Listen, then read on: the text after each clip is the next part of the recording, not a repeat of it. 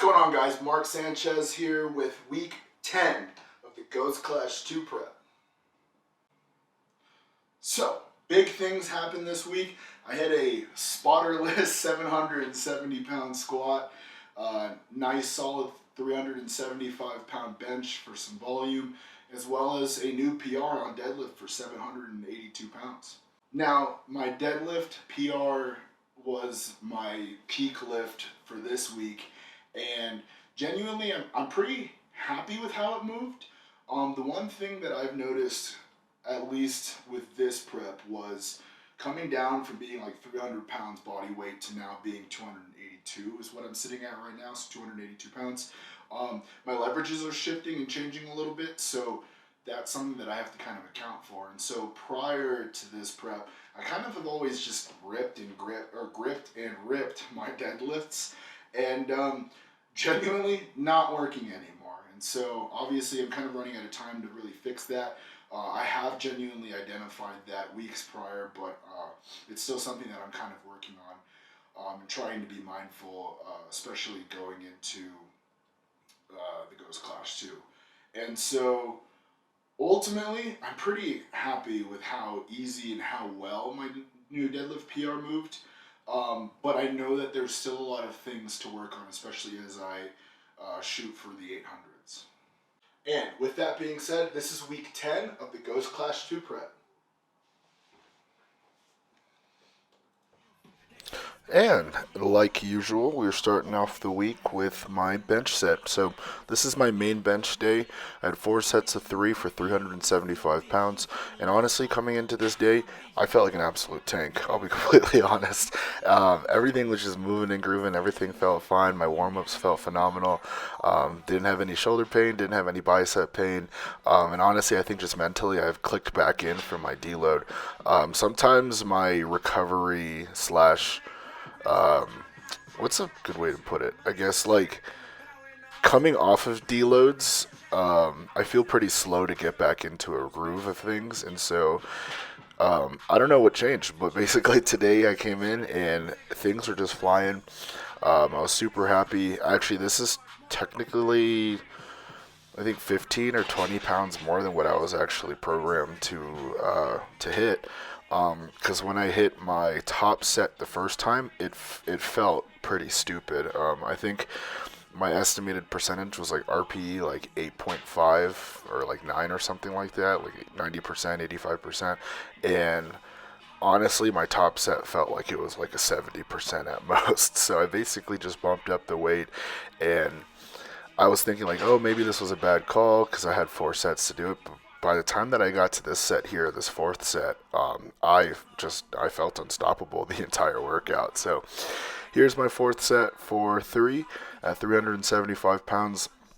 And yeah, like I was saying, felt phenomenal. Wasn't fatigued, didn't feel slowing down. I think I got through this entire workout.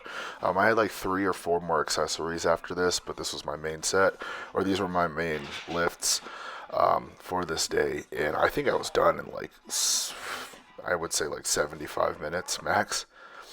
And so here is my squat day. This is my last warm-up for 727 pounds or 330 kilograms. Coming into this day, I was mentally locked in, and quite honestly, everything was feeling phenomenal. I had a great warm-up. Things were just moving. It felt awesome. And then maybe about 3 plates in, I had a pretty bad nosebleed. I've been getting my blood pressure checked regularly. I actually normally check every day, and so recently it's been a little bit elevated, and I've been having kind of annoyingly a lot of nosebleeds, and so I've been trying to focus on that with my doctor and stuff. But ultimately, everything was flying. Here's me hitting a 771 single, no spotters. Look at that bar whip. And this is my back down set. Again, 727 was my back down set. And quite honestly, after hitting that top set, I'm really happy with how easy everything back down felt. I had this, and then I had a set of SSB afterwards. And so that nosebleed in the middle of my warm-up put me out of like moving for like 20, 25 minutes, I would say. Probably more along the lines of like 20 minutes, but it kind of messed up my warm up, kind of messed up my mentality. And then I also realized that I blew out my Iron Rebel PR knee sleeves. And so luckily, Iron Rebel reached out. I emailed them literally while I was at the gym, and they overnighted me a brand new pair. So that is super thankful. And so today, here's Friday, my peak deadlift day for the week.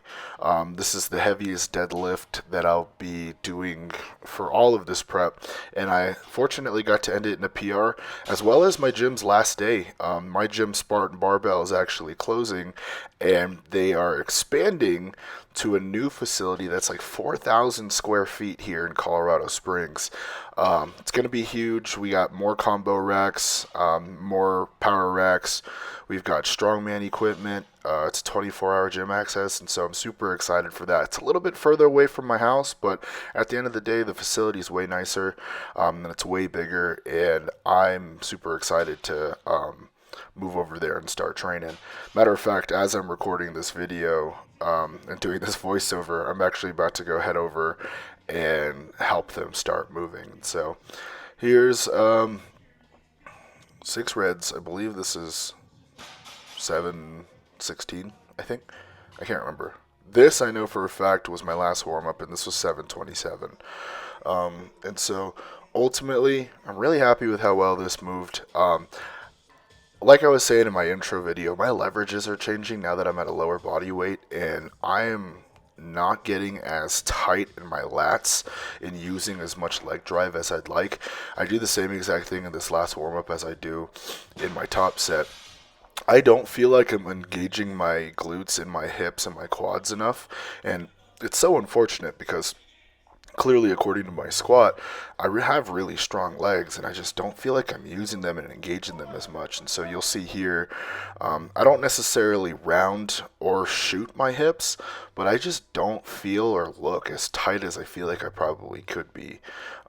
So here, my main cues that I want to focus on is pulling the slack out of the bar, which I don't do, and then my hips start a little bit way too high on this, and so I will play it back one more time. And so here it is again. I'll play it one more time for you guys. But yeah, I really just need to focus on pulling the slack out of the bar and keeping that tension out of the bar. And then honestly just locking in my lats and then using more leg drive. So if you guys enjoyed this content, I am 2 weeks out from the Ghost Clash 2. I'm super excited. I feel great. Hit that like button. Drop any comments you have down below, questions, subscribe. Thank you guys so much. See you guys next week.